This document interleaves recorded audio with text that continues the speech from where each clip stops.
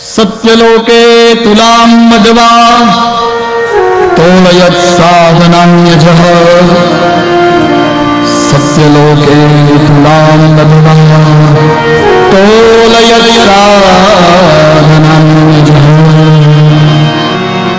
17 पुराण 6 शास्त्र 4 वेद आ બધું ભેગું કર્યું અને એક છાબડામાં મૂકી દીધું બધું અને આ મારા ભાગવતજીને એક છાબડામાં મૂક્યું છતાં પણ એ ભાગવતજીનું પલ્લું છે ને એ ભારી છે શું થયું ભાગવતજીનું પલ્લું અહીંયા સત્યલોકે તુલામ બધવા લખ્યું છે અને એ ભાગવતજીનું જે પલ્લું છે એ ભારે રહ્યું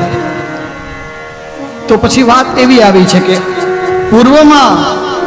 આ કથા દેવર્ષિ નારદને સનત કુમારોએ સંભળાવી ગંગા કિનારે એ કઈ રીતે એ અમને કહો અને એ નારદજી હતા એને તો શ્રાપ હતો દક્ષનો એક જગ્યાએ રહી ન શકે તો એ 7 દિવસ એક જગ્યાએ કઈ રીતે રહ્યા એ અમને કહો સુખદેવજી મહારાજ માટે તો શ્રોતાજનો એવો શબ્દ વાપરવામાં આવ્યો છે એક ગાય દોવાની કેટલી વેળા લાગે તમને ખબર છે નાના હતા ત્યારે આપણા દાદી કે ગાય દોતા એ ખબર છે ને જેટલો સમય ગાય દોવાનો લાગે ને એટલો સમય સુખદેવજી ક્યાંક માંડ રોકાય એ 7 દિવસ પરીક્ષિતને કથા સંભળાવવા રોકાયા ભાગવતની કથા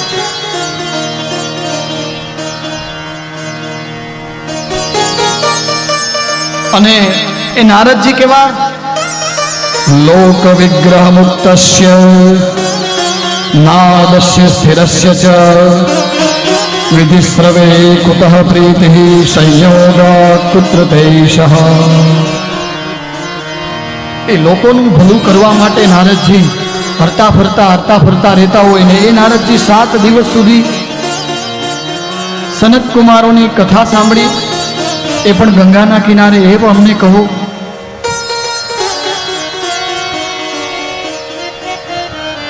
અને એ નારદજી તો